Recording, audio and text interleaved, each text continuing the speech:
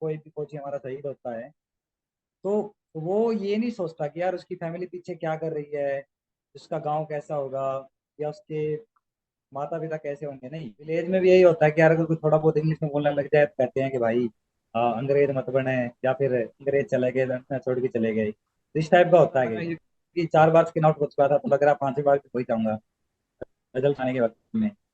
तो वेटिंग के टाइम तो मतलब बहुत बुरा बीत रहा था। मैं तो ये सोच रहा था कि पेंट कैसे करूंगा उससे, बट ये था कि यार मेरा जीडी में हमेशा दिक्कत रहा है।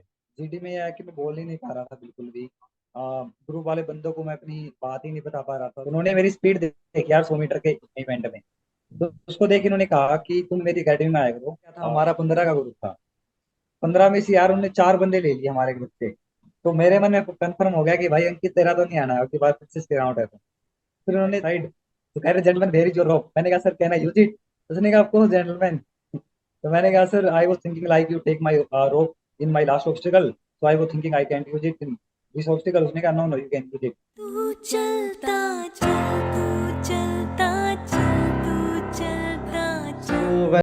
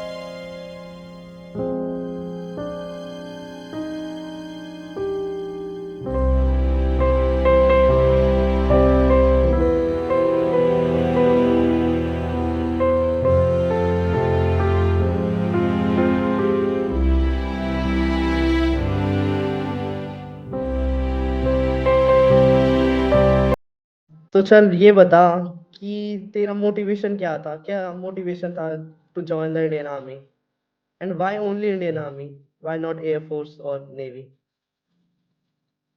तो देखो हमारे गांव में बहुत सारे फौजीज हैं। तो फर्स्ट ऑफ ऑल तो मैं बचपन से उनको देखते आ रहा हूँ, गाँव के लोगों की उनके लिए रिस्पेक्ट बहुत ज़्यादा है। और मतलब वे भी मोटिवेट करते थे मेरे को हमेशा से कि यार देखो इंडियन आर्मी भी ये कुछ है ये कुछ है।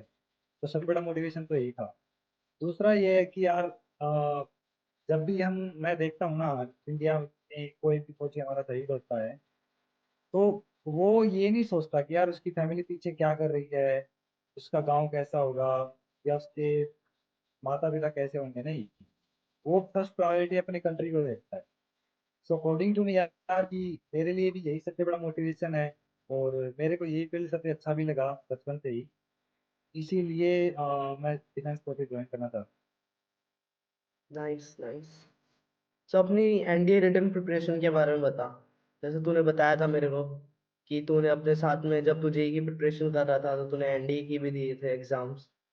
तो वो कैसे रहे, उसके लिए प्रिपेयर कैसे किया तूने, थोड़ा बता उसके बारे में। यार एक्चुअली वहाँ पे ये था कि हमारी सुबह मतलब 8 साढ़े 8 से क्लास स्टार्ट होती थी और शाम के 5 साढ़े 5 बजे तक क्लास लगती थी। तो उसके बाद हम वापस जीरकपुर में रहा करते थे, वहाँ पे हॉस्टल में वापस आना होता था। 1 1.5 घंटा वहाँ पे लग जाता था। तो पूरा दिन यार वो जेई की प्रिपरेशन में निकल जाता था। तो एनडीए के लिए थोड़ा बहुत प्रिपेयर किया था यार कि मैथ तो जेई वालों का हमेशा से स्ट्रॉन्ग होता है, तो मैथ मेरा हमेशा से स्ट्रॉन्ग था। बट ये था कि यार मैंने 2 बार एनडीए दिया था, बट दोनों बार मेरा कैट की पहाड़ की वजह से रह जाता था क्योंकि मेरा जीएस उतने का अच्छा नहीं होता। बस यही थोड़ा कमी रह गया एनडीए पे।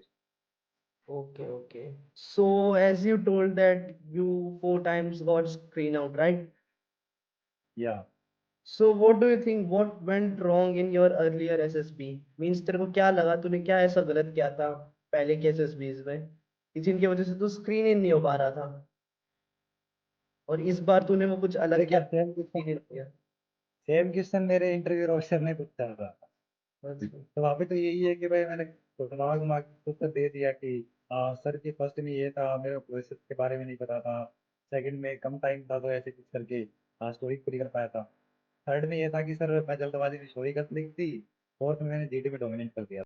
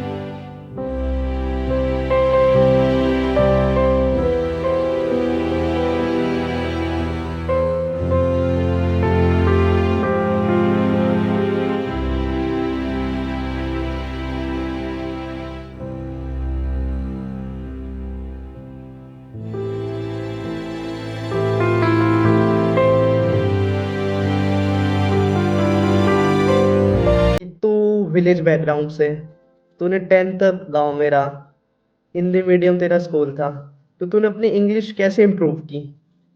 क्या तेरी पहले से इंग्लिश स्ट्रांग थी, या घर में किसी ने तेरे को हेल्प की, या तूने कैसे किया? क्योंकि मैं जितना तेरे को नोटिस किया तेरी इंग्लिश काफी सही है, और एक्चुअली यार talking about my English mostly तो प्रॉब्लम यही होती है, इंग्लिश कम्युनिकेशन स्किल्स। तो इस पे थोड़ा ज्यादा बता। हाँ एक्चुअली यार talking about English till class 8 my English was not up to the level like English as बोल सकते हैं। I was not able to write in English in my examination. But class 9 के बाद ये था कि हमारे गांव में एक मतलब दादाजी थे। एक्चुअली वो बचपन से मतलब मेरे को कहा करते थे, वो बेटा इंग्लिश सिखा कर। तो यार मैंने उनकी बातों पर ज़्यादा गौर नहीं किया। क्लास 8 तक मैंने गौर नहीं किया, बट 9th में ये था कि उनके पास बैठने लग गया था। तो ज़्यादा तो कुछ नहीं करवाया, लेकिन उन्होंने ये है कि मेरा इंग्लिश में इंटरेस्ट बना दिया। उन्होंने क्या किया कि सेंटेंस वगैरह बनाने सिखा दिए, टेंस वगैरह बनाने सिखा दिए, वर्ड में मीनिंग वगैरह मेरे को याद करना सिखा दिए उन्होंने।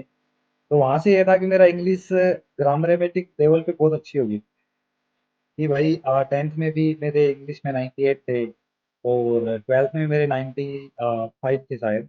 तो ऐसे कुछ नंबर थे, तो ग्रामेटिकल लेवल पे मेरी बहुत अच्छी थी इंग्लिश। कम्युनिकेशन तो हमेशा से वीक थी यार, like I am from village background. So village में भी यही होता है कि यार अगर कोई थोड़ा बहुत इंग्लिश में बोलने लग जाए, कहते हैं कि भाई अंग्रेज मत बने, या फिर अंग्रेज चले गए लड़ना छोड़ के चले गए। तो इस टाइप का होता है कई बार। तो वहाँ पे थोड़ी दिक्कत रही यार। लेकिन हाँ ये है कि मैं थोड़ी थोड़ी ट्राई करता रहता था।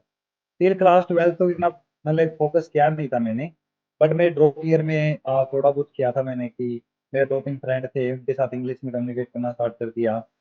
और अभी तो ये था कि यार मैं यूनिवर्सिटी में चला गया था अगस्त के आसपास। तो यूनिवर्सिटी में जाने के बाद तो और भी अच्छा हो गया था कि वहाँ पे 2-3 बच्चे होते थे जो एसएससी की प्रिपरेशन करते थे। उनके साथ इंग्लिश में बोलने लग गए। और दिन में न्यूज़पेपर पढ़ा, शाम को क्या दोस्तों के साथ इंग्लिश कम्युनिकेट करने लग जाते थे। तो तब जाके थोड़ा बहुत इंग्लिश कम्युनिकेशन अच्छी हुई। बट हाँ ये है यार कि एसएसबी में मुझे नहीं लगता कुछ ज्यादा इंग्लिश कम्युनिकेशन मैटर करती है। मतलब ये कि अगर थोड़ी सी भी है ना कि यार तुम अपनी बात बता पा रहे हो सामने वाले बंदे को इंग्लिश में, इतना मुझे लगता है कि हाँ आपको तो लेवल है एसएसबी के लिए। Absolutely. So tell me about your sports and achievements, क्योंकि मैंने सुना था तू एथलेटिक्स में काफी अच्छा है। और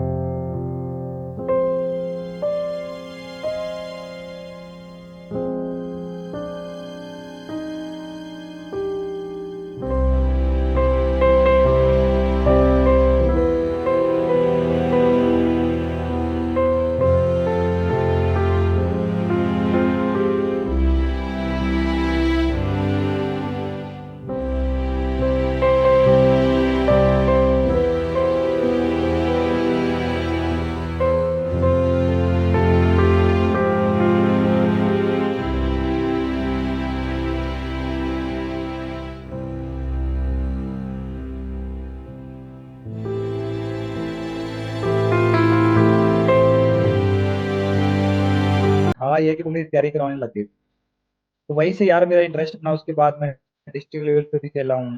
स्टेट पे तो मैं जा नहीं पाया क्योंकि पढ़ाई की वजह से ज़्यादा कुछ डिस्टर्ब हो जाता।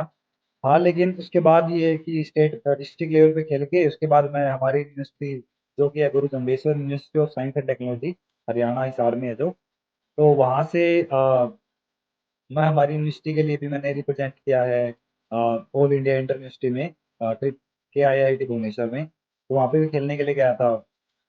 तो यही है कि यार अभी तो थोड़ा अच्छा हो गया है मेरा 100 मीटर के, बट कर ही रहा हूँ मैं भी इसके ऊपर तैयारी अभी। अच्छा, तो इंटरव्यूइंग ऑफिसर ने पूछा तेरे स्पोर्ट्स से रिलेटेड कोई क्वेश्चन?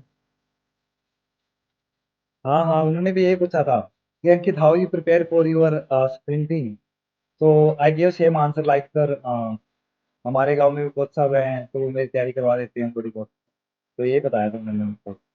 और ये मोस्टली अगर हम रनिंग का बताते हैं तो इंटरव्यू में एक बेसिक क्वेश्चन यही आता है कि कितने मिनट में कितनी रनिंग करते हो, फिर उसे कन्वर्ट करो, कन्वर्जन वगैरह कोई क्वेश्चंस तेरे पास आए हो? हाँ यार एक्चुअली ये था कि वहाँ पे एक दो बंदे जो थे ना रिकमेंडेड थे, उन्होंने मेरे को पहले से बता दिया था कि भाई अगर तुमने रनिंग लिख रखा है तो ऐसे क्वेश्चन तेरे से पूछेगा। हम्म। तो उन्होंने पूछा कि gentleman tell me your best time in 100 metre. तो मैंने इनको कह दिया कि सर 11.21 सेकेंड। सो वो मेरे से कह रहे हैं कि Ankit convert in kilometre per hour. तो मैंने स्टार्टिंग से कर ही रखा था, तो मैंने कह दिया sir approx it is will be 31 kilometre per our. उसके बाद उन्होंने पूछ लिया 200 का बता दो। मैंने 200 का भी बता दिया कि अंकित 200 का टाइम कितना है, मैंने कह दिया सर 23.59 सेकेंड। तो उन्होंने कह दिया इसको भी कन्वर्ट कर दो। तो ये अप्रोक्स बन रहा था 30 किलोमीटर पर आवर के आसपास। तो ये दो क्वेश्चन पूछे थे, बाकी उन्होंने ये नहीं पूछा कि टाइम कितना दो। इस टाइप के क्वेश्चन नहीं। सो अंकित, पहले स्क्रीनिंग प्रोसेस पे दोबारा आता है, तो अपने स्क्रीनिंग प्रोसेस के बारे में बता, कैसी पिक्चर आई थी, ग्रुप डिस्कशन कैसा गया था, और जो वेटिंग टाइम था उसमें कैसी फीलिंग आ रही थी, बच्चों के साथ इंटरेक्शन वगैरह, और जब रिजल्ट डिक्लेयर हुआ वो कैसा था? तो 19 एसएसबी में जब इंटरव्यू देने गया था तो वहाँ पे स्टोरी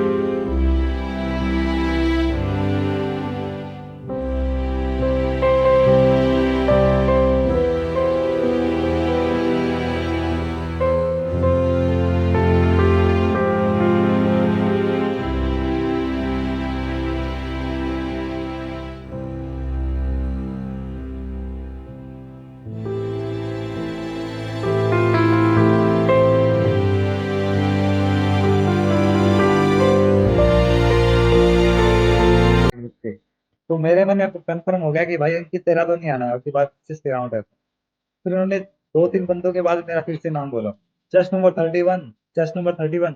मैं ऐसे सर करके नीचे बैठा हुआ था बेंच के ऊपर। तो वो ऐसे तुम सर आए, उन्होंने कहा चेस्ट नंबर 31 तुम्हारा नाम कब है बोलो। उसके बाद मैंने नाम बोला, डेट ऑफ बर्थ बोली, उसके बाद वापस चला गया। एक बार तो यार रोना आ गया था मेरे वक्त ही, ओहो मैं सेम हो गया।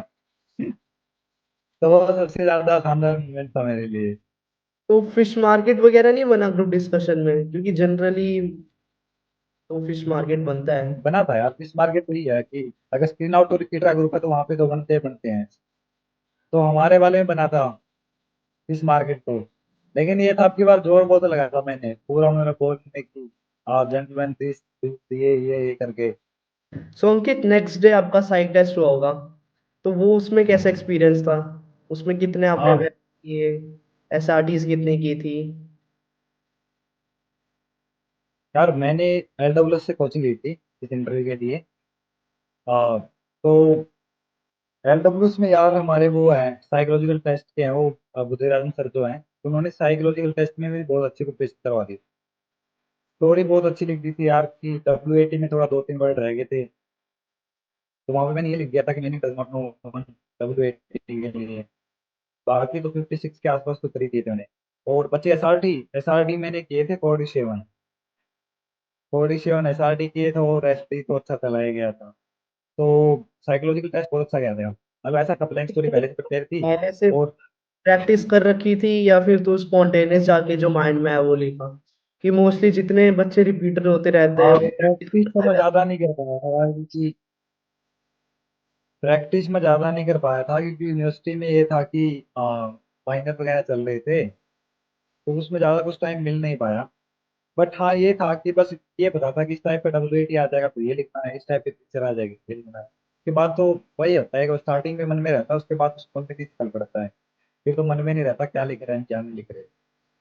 तो tell me about your GTO. GTO कैसा गया तेरा? GTO मेरा अच्छा था यार, स्टार्टिंग से ये था कि भाई फिटनेस मेरी अच्छी है। तो CD में बहुत अच्छे पॉइंट रख दिए थे, मैं फ्रेशर के ग्रुप में था। तो वो एडवांटेज मिला मेरे को। तो वहाँ पे मैंने अच्छे पॉइंट रख दिए थे GT के अंदर। हमारा टॉपिक ये था कि जो ऑर्गेनाइजेशन इंक्रीज हो रही है सिटीज के अंदर, तो जो वहाँ के लोग उनको क्या क्या प्रॉब्लम फेस करनी पड़ रही है। ये था कि पॉपुलेशन है कि क्राइम रेट है, पॉल्यूशन है। तो मैं तो पॉल्यूशन पे बोल रहा था, उसके बाद पॉपुलेशन पे ग्रुप बोल रहा था, उन्होंने कह दिया कि भाई पॉपुलेशन।